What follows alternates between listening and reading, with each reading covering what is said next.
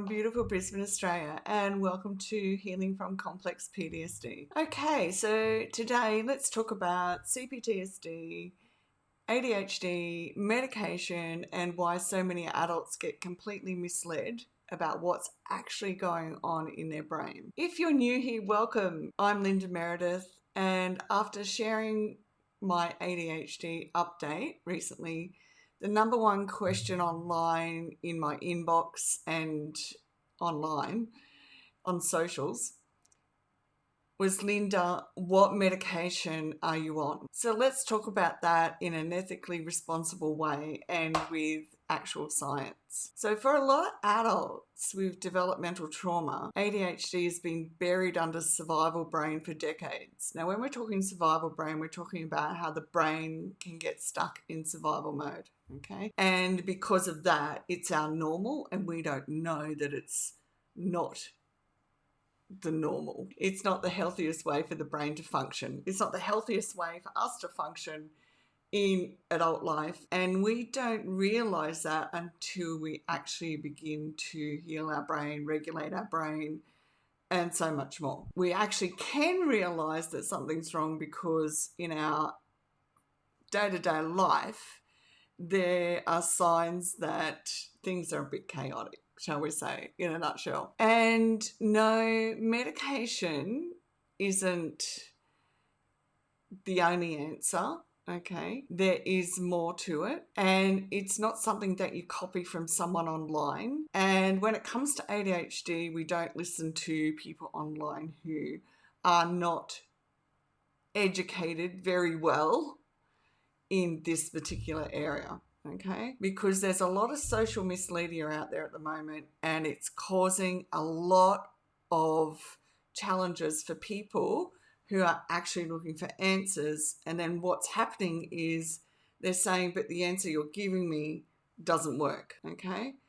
So before we go any further, we also need to clear up the biggest myth doing the rounds currently. ADHD is neurodevelopmental. It's already there in childhood for me. It was always there. Trauma does not cause ADHD, and I'm going to do a separate video on that as well, because it's vital if you've got developmental trauma that you understand that there's a difference in the brain when it comes to complex trauma and ADHD. And if you're on the YouTube version of this, you'll see an infographic I've got which compares the CPTSD to the ADHD and the comorbidity, and you can find it on any of my social media platforms so that you can see. Now, the reason why there is a difference is complex trauma symptoms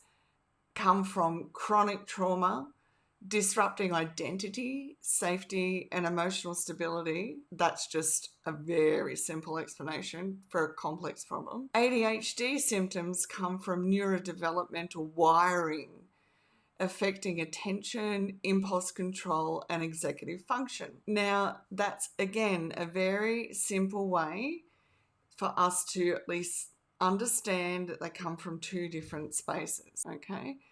Our question becomes, what trauma does do is camouflage ADHD, intensify it, and hide it under survival brain. So effectively, many adults don't discover it until their 30s, 40s, 50s, or later. And the question becomes, am I looking for it in the first place as well? And also for females who've never ever been assessed or diagnosed, there is a whole world of learning for professionals to do, and also a deep understanding within yourself that this does not impact your intellectual capability, as in just because you've gone to university, it doesn't mean it didn't impact you or the signs weren't there. It meant that your level of intelligence got you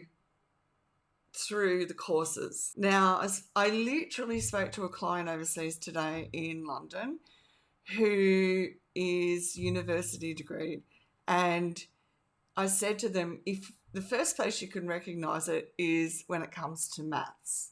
When it comes to maths, about year 11 is when we go, I don't really understand what's going on here. And depending on your level of intelligence is whether you can go forward with the maths. Now, she's a really intelligent female and she couldn't math the math. So she could do all the biology and psychology and everything. But when it came to the chemistry, it was her lowest scoring. She got a D.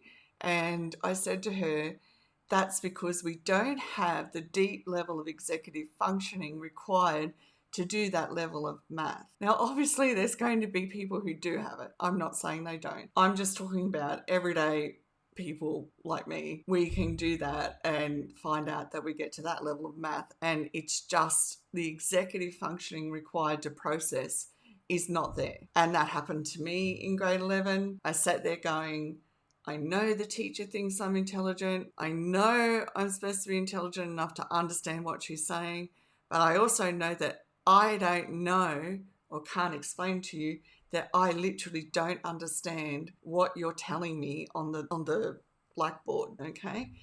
I had no hope. None. I couldn't explain it. How do you explain to somebody that you don't understand algebra, even though they put it on the board, explained it 5 times, and you can't say, I don't have the ability to comprehend all of those parts and put them together, okay?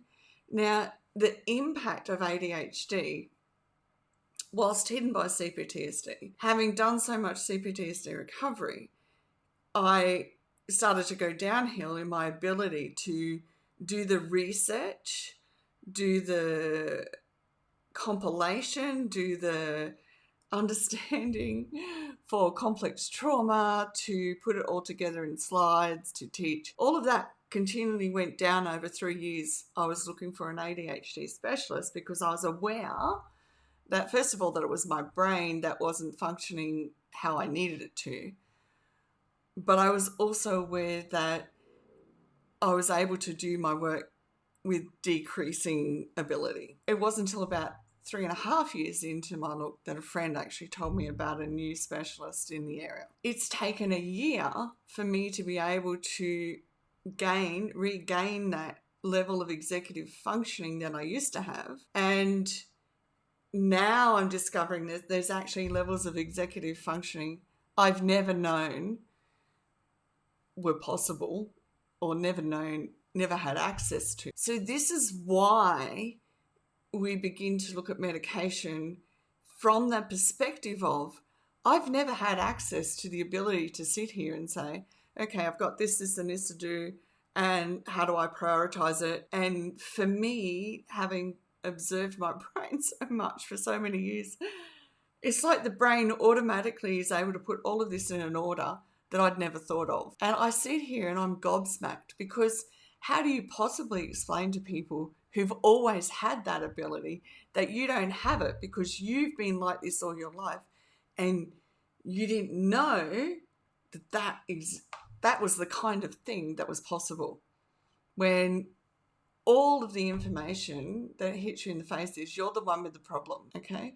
So as well as understanding the brain from the complex trauma perspective, helped me understand I wasn't the problem. And now I actually experience that my brain, it's neurodevelopmental. I did not have access to the areas of the brain needed to do the work that I was doing, okay? So when you look at it like that, ADHD is not unresolved trauma, okay? It's access. We don't have access to the parts of the brain that automatically put things in an order. And that's just one thing, by the way.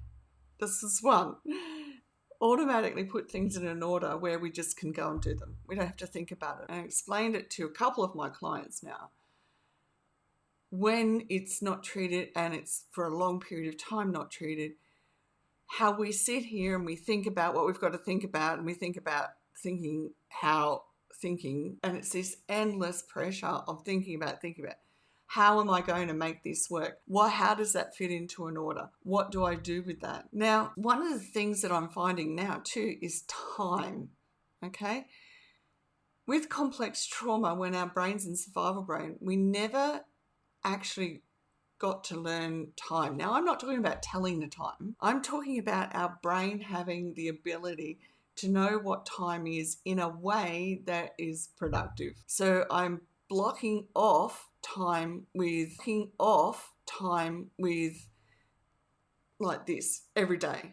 Blocks of time, what I would do, how long it takes. And then what I have to do is reassess if the time that I've given for that to happen is realistic or not. So with the combo pack, we can be going, okay, I've got to do the washing. The complex trauma is going to make it feel like, oh, that's going to take forever, especially when we're in survival brain. But because the ADHD is now giving me executive functioning, I'm able to go, okay, I don't know, but I'm going to put a block of time in here. I'm going to go off and do it, and I'm going to see how much that time is reasonable or not, or get really surprised that it really only took 5 minutes or less, okay? So these are very real things that we have to look at, even if it's just CPTSD recovery. We need to know these things. Otherwise our brain can't function in a way that's healthy for us, okay? So it does require us to do our complex trauma work to make sure that we're getting to the level of integration, okay? So that our survival brain stops engaging as much. And that's a whole other chat show too. We cannot see our executive functioning accurately when survival brain is running the show, right? So once it stabilizes, the ADHD architecture underneath does become very obvious. And I've worked with men who've reached incredible levels of recovery, and they're following, because men, they don't actually talk to other men because that's how we've been raised across the world, okay? They're listening to men who say, oh, go off and do alternative therapies of a number of different varieties and you'll be fine. And it's not working. It works emotionally, but it's not working because it's not impacting the structural development of the brain, okay? So we need to understand that this is complex stuff. This is not, oh, take a tablet and you're fine. It's not, because even though it gives us increasing access to those deeper levels of executive functioning, we still have to work with the complex trauma and becoming well and working out ways that we can function in a healthy way. But it is good from the perspective that with not extra executive functioning, wrong, with executive functioning that we've never had, we are then able to begin saying, right, this is an area I've got to look at. What do I need to do? Okay. So it's important to understand that ADHD is not a lack of discipline. It's not unresolved trauma. It's not laziness. It's not spiritual misalignment or blocked chakras. Okay. It's just not.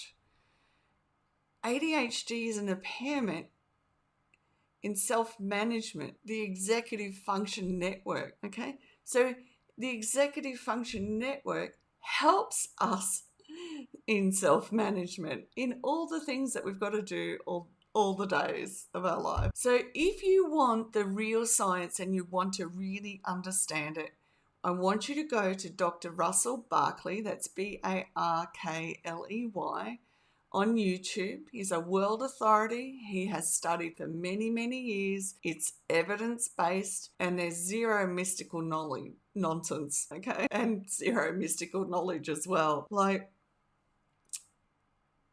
when I've watched so many adults do years of therapy, all the psychedelics, every retreat, every inner child excavation, journaling like their life depends on it, and yet they stay stuck. We've got to be looking for more, especially those people who are doing complex trauma recovery and have done so for a long time. We need to be looking at what else is happening at the brain level, okay? Especially women, because it's never been addressed for us, okay? So our trauma recovery matters, our ADHD treatment matters. They're two lanes and they're both essential. So the ethical answer you're waiting for is I'm taking ADHD medication prescribed by a psychiatrist who understands both CPTSD and ADHD, and the specific medication is for my brain, not your brain. It's tailored, it's monitored, it's adjusted, and it's not copy and paste. Now, yes, I'm aware of newer medications like Vyvanse. So Vyvanse is one of the newer ones. Not new, came out yesterday. We're talking newer than the older ones decades ago that the only ones people knew about. I am aware of quite a number of individuals who take this successfully, and I'm talking individuals around the globe who take this successfully. And ADHD medication is highly individual. So this is awareness, not recommendation, and I recommend that you speak to a professional who is absolutely trained in ADHD, CPTSD, or even ADHD and complex cases, okay? If you suspect ADHD, get a proper assessment, not a spiritual assessment, not an influencer assessment, not a trauma myth assessment, okay? CPTSD recovery revealed my ADHD. Medication restored executive functioning I have never had access to. And honestly, my brain finally feels like a team instead of a scattered committee and me trying to pull them all together, okay? Now, remember, the infographic is all over my social media. If you go to my blog post, there is also information on capacity and the neuroscience of ADHD. There is also access to a free download, no email needed, for all those in Australia, especially Queensland, who need to know what a proper ADHD assessment consists of, because GPs here are now allowed to assess and medicate ADHD, okay? And I don't want you to ever be without information that helps your health and helps you become well and you get what you needed, okay? My heart is with you. I love and appreciate you very much for being here and taking the time to listen. And don't ever stop. Don't ever stop taking that one next step into your wellness. All of this is complex enough without not persisting in getting the medical help and treatment you need. I tried for 3.5 years to get seen by a specialist for ADHD, and they were either full, so many of them are full, okay?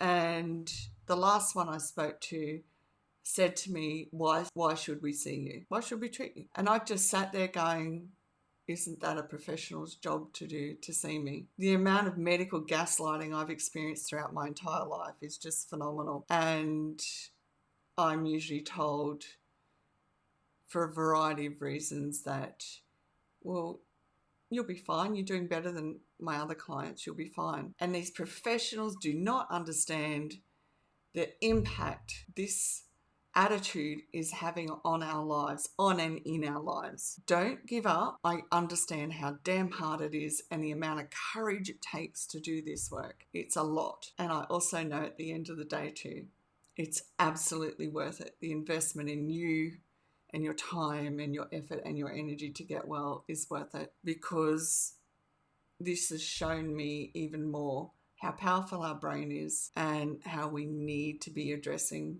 this work from the brain level first and foremost. Take good care, and I'll see you in the next video.